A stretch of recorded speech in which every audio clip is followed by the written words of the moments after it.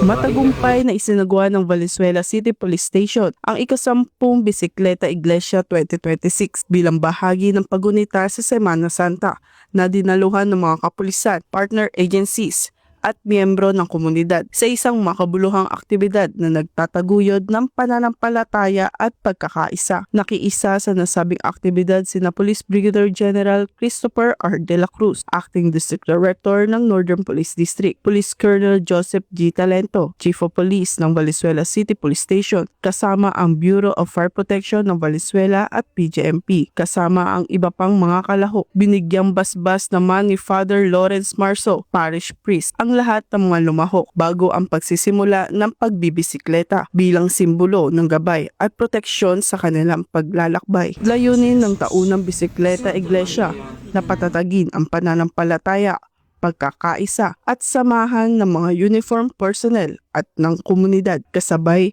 sa pagunita sa kabalalan ng Semana Santa. Mula rito sa Northern Police District, ako po ang inyong PNN correspondent, Patrol Woman Glycerin Esperanza, alagad ng batas, tagataguyod ng Balitang Pulis.